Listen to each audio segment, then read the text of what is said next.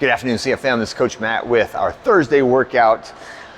Challenging couplet today. Let's get into the warm-up. 3 rounds through, 200-meter row. I'd like you to progressively go a little quicker and quicker every time we go through. So round 1, 2, 3, progress the pace on the row. It doesn't need to be a sprint, but it should be fast by the time you get to the end of the warm-up sequence. When you're done with that, find a bench or a box, 8 reps of our bench T-spine opener. So what I want you envisioning when we do this is the finished position of my arms when I throw the wall ball, right? So elbows on the bench, blades of your hands together, and I'm driving my head past my arms and then squeezing myself back up, right? 8 times.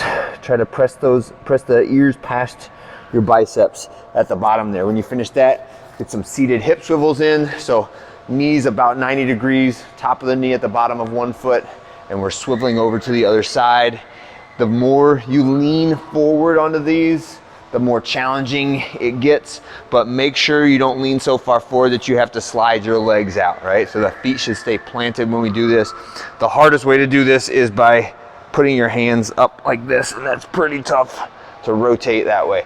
Okay, but 5 on each side. Half kneeling kettlebell windmill. So now I have one knee down, I'm in my half kneeling position.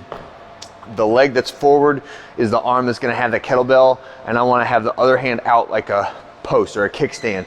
Kicking my hips to the side, planting that hand flat, and then squeezing and locking back out as I get up tall. So hips out to the side, and we wanna make sure the motion comes from the hips and not from the bending of the spine when I do that. So try to keep your belly really, really tight when you do that.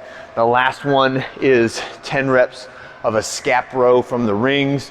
So you got your rings kind of in the bottom of our ring row position, and I'm just using my shoulder blades to pull myself up and then easing back down, relaxing them, squeeze up and ease back down. Elbows do not bend. Make sure you are pulling from the muscles between the shoulders and not the muscles in your arms when you do that warm-up exercise, all right?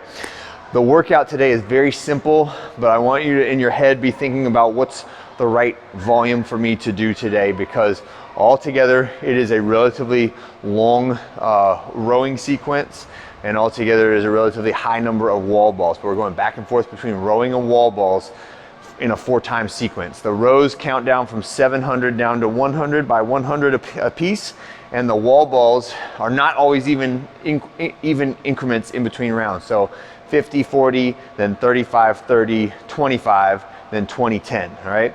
So the wall balls count down, the rowing counts down, the rounds get faster and faster. Every time we finish a round, the next one is a little bit shorter, next one's a little bit shorter. Wall balls, the typical prescription is to the target. Guys hit the high target, ladies hit the low target. Ladies 14-pound bar, 14-pound ball, the guys 20-pound ball. If you need to make any accommodations, such as using a bench as your depth check, or you could use a ball with a plate on it as a depth check. If the low target is too high, you have a couple options. You can either use the heavier ball and shoot to the wall, pick a cinder block to shoot to, or you could use a lighter ball and try to hit that target. But any way you slice it, I'll do the bench variation now. Notice my J hook, right? Conveniently placed here to hold a bar. However, if a ball hits it, that's a whole different story. So strong recommendation, do this. Turn the J hook around to the other side so the ball can't hit it if you miss the target or if it drops straight down, right? But elbows stay underneath the ball's like right at my nose height. Sit, extend, target, and catch, right? And try to get into a rhythm when you do these. Ideally, it's about like 2.5 seconds per rep, right? And I would like, especially on those first couple rounds, to knock out big, long, unbroken chunks of the wall balls. The goal for this kind of falls in line with our low and slow style training, is that we would like to take the intensity of the wall balls down, which sounds strange, right? Because it's a compound joint functional movement. It's basically like a thruster with a throw and a catch.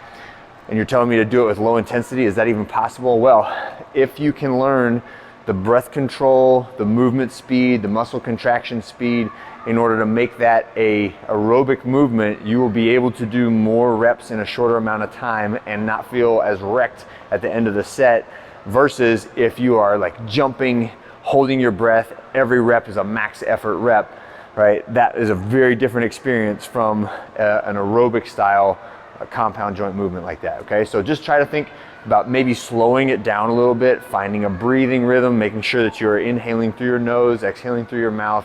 Try to take the stress out of that movement, right? And that will enable you to do the challenging movement at a higher, faster pace, right? And that is it for today. It should be a very challenging couplet. I'm expecting times in the like 25 to 30 minute range for this. If you add everything up, that should be achievable, but I would imagine it's going to vary all over the place. Like 22 to 35 minutes is probably a pretty good gap for what we're gonna see today. That's it for today. I'll see you guys on Friday.